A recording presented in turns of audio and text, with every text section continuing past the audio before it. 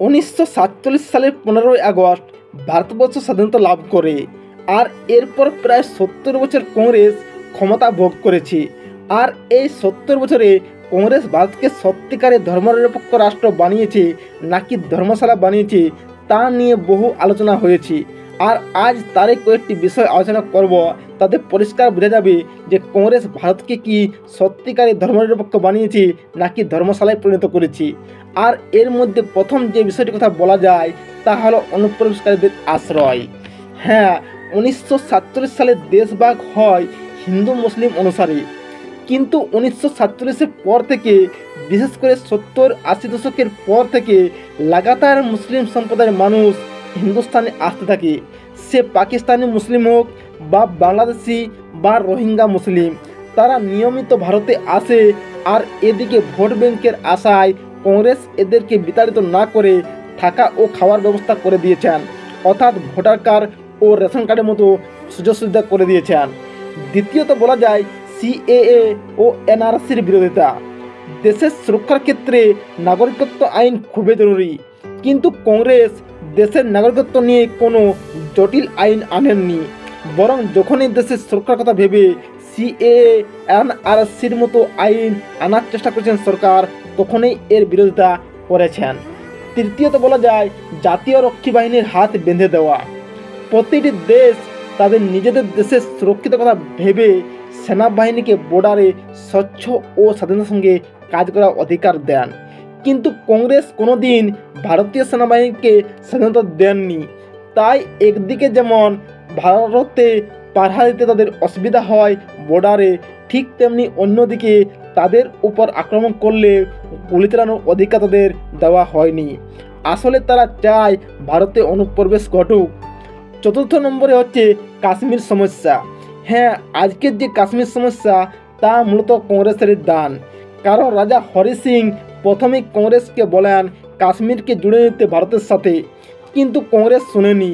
পরে পাকিস্তান আক্রমণ করলে প্যাটেলের নির্দেশে ভারতীয় সেনাবাহিনী কাশ্মীরে পৌঁছায়, কিন্তু তাও আবার অর্ধেক জয়ের পর নেহরু নির্দেশ দেন যুদ্ধ থামিয়ে দেওয়ার।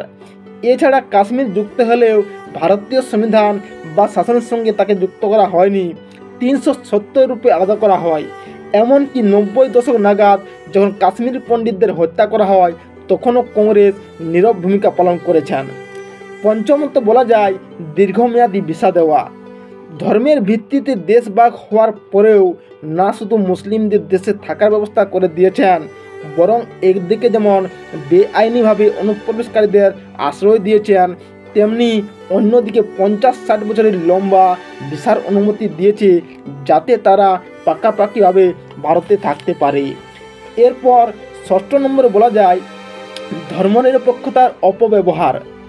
প্রথম কথা হচ্ছে ধর্মনিরপেক্ষ কথাটি প্রথমে সংবিধানের সাথে যুক্ত করা হয়নি। এটি 1976 সালে বিরোধীদের জেলে বন্দি করে এককভাবে যুক্ত করা হয়। এরপর এটি যুক্ত হলে ধর্মনিরপেক্ষতা আসলে ভণ্ডামি ব্যবস্থায় পরিণত হয়, কারণ যখনই হিন্দুরা আক্রান্ত হয়েছে, সে কাশ্মীর হোক বা মুর্শিদাবাদ বা বাংলা বা দিল্লি কি উত্তরপ্রদেশ, সমস্ত স্থানেই কিন্তু কংগ্রেস চুপ রয়েছে। কিন্তু যখনই মুসলিমরা আক্রান্ত হয়েছে, তখনই কংগ্রেস মুসলিমদের পক্ষে দাঁড়িয়েছে। এরপর সপ্তম নম্বরে হচ্ছে দাঙ্গা ও দাঙ্গাকারীদের উপর নরম মনোভাব। শাসনের পরিভাষা হচ্ছে দাঙ্গা ও দাঙ্গাকারীর হাত থেকে সাধারণ মানুষকে রক্ষা করা, কিন্তু ভারতবর্ষের উপর প্রায় সময় একটি বিশেষ জনগোষ্ঠী দাঙ্গা বাজিয়েছে, কিন্তু কংগ্রেস কঠোর হাতে দমন না করে বরং ভোট ব্যাংকের আশায় এদের উপর নমনীয়তা দেখিয়েছেন। সে কাশ্মীর হোক বা আসাম হোক বা গুজরাট হোক, সমস্ত স্থানে কিন্তু তারা কঠোর প্রতিক্রিয়া দেখায়নি। অষ্টম নম্বরে বলা যায় হিন্দু শরণার্থীদের অবহেলা আর মুসলিমদের জামায়াদর। দেখুন, এ বিষয়ে একটা কথাই বলা যায়, কোনোদিন কি জামায়াত শুনেছেন বা দেখেছেন? যদি না শুনে থাকেন তাহলে তাদেরকে জিজ্ঞেস করে দেখবেন যারা জামাই হয়েছেন। ঠিক সেই মতনই মুসলিম অনুপ্রবেশকারীদের আদর করা হয়েছে, আর অন্যদিকে হিন্দু শরণার্থীদের অবহেলা করেছে শুধুমাত্র ভোট ব্যাংকের আশায়। এরপর নবম নম্বরে বলা যায় ধর্মীয় সংখ্যালঘুদের তোষণ। আমরা ইতিহাসে পড়েছি কীভাবে ফ্রান্স ব্রিটেন ফ্যাসিবাদ ও নাৎসিবাদকে তোষণ করেছিল, ঠিক সেভাবে ভারতবর্ষের সামাজিক ব্যবস্থার দিকে তাকালে দেখতে পাবে কীভাবে কংগ্রেস ধর্মীয় সংখ্যালঘুদের তোষণ করেছে। সে মালদা হোক বা আসাম হোক বা ভারতের প্রতিটি স্থানে একইভাবে তারা তোষণ নীতি প্রয়োগ করেছে মুসলিমদের ক্ষেত্রে। এরপর 10 নম্বরে বলা যায় ভারতকে ধর্মনিরপেক্ষ আখ্যা দেওয়া।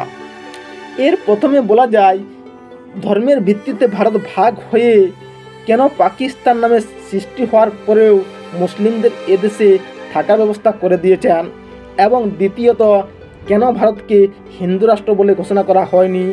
এছাড়া তৃতীয়ত বলা যায় কেনই বা ধর্মনিরপেক্ষ কথাটি 1976 সালে সংবিধানে যুক্ত করা হলো। চতুর্থ নম্বরে বলা যায় কেনই বা কংগ্রেস সবসময় হিন্দুদের উপেক্ষা করে মুসলিমদের পক্ষে দাঁড়িয়েছেন। তাই এসব দেখে পরিষ্কারভাবে স্পষ্ট বোঝা যায় যে কংগ্রেসের উদ্দেশ্য কী ছিল। আসলেই কংগ্রেসের উদ্দেশ্য ছিল এটাকে ভারতবর্ষকে এক ধর্মীয়শালা বানিয়ে ইসলামিক রাষ্ট্র বানাতে চায় কংগ্রেস, তাতে কোনো সন্দেহ নাই। তবে এ ব্যাপারে আপনাদের মতামত কি কমেন্টে জানাবেন।